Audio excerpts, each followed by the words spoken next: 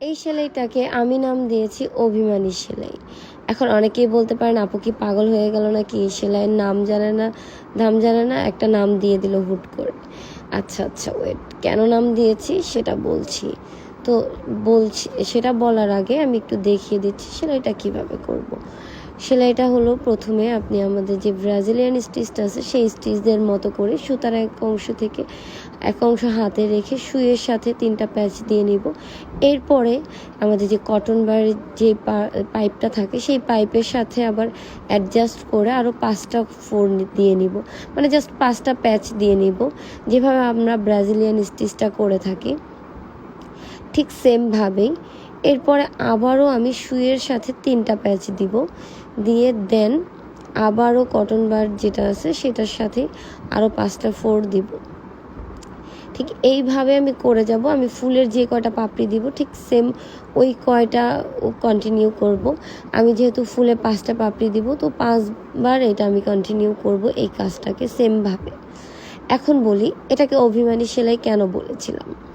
অভিমানী সেলাই বলেছিলাম এই কারণে যে এই ফোরটা আমি আগে একদমই পারতাম না, একদমই জানতাম না যে এইভাবেও যে একটা সুন্দর করে ফুল করা যায়। তো কি কারণে জানি সেদিন বাসায় একটু কথা কাটাকাটি হয়েছিল, তো রাগ করে আমি এক রুমে বসে বিভিন্ন সেলাই টিউটোরিয়াল দেখতেছিলাম, তার মাঝখানে হুট করে এই টিউটোরিয়ালটা চলে আসলো। আর মনে হলো এই কাজটা না শিখলেই নয়, সাথে সাথে সুই সুতা নিয়ে বসে পড়লাম, নিজেও কাজটা শিখে গেলাম এবং আপনাদের জন্য একটা টিউটোরিয়াল নিয়ে আসলাম যে আমার মিষ্টি আপুরা কেন বঞ্চিত থাকবে। আমি যেহেতু কাজটা শিখে গেছি আপনাদেরকেও শিখিয়ে ফেললাম। তবে কাজটা কতটা সুন্দরভাবে আপনাদেরকে বোঝাতে পেরেছি আমি জানি না, তবে আপনারা যদি 2-1বার প্র্যাকটিস করেন তাহলে আমার মনে হয় যে এমন কেউ নেই যে না পারবে এটা। তো আমি একদম ক্লিয়ারলি দেখিয়ে দেওয়ার চেষ্টা করেছি, আপনারা বাসায় অবশ্যই ট্রাই করবেন। আর একটা নতুন সেলাই শিখতে পারলে সেটা যে কি একটা আনন্দের বিষয় হয় সেটা আর আলাদা করে বলার কিছু হয় না আসলে। কারণ আমি জানি যারা এই কাজগুলোকে ভালোবাসেন তারা প্রতিনিয়তই নতুন নতুন করে কাজ শেখার একটা চেষ্টা তাদের মধ্যে থাকে। তো এইভাবে যখন শেষ হবে তখন আমি যে কটন বারের যে পাইপটা আছে সেটা এবং সুইটা আস্তে করে বের করে নিব।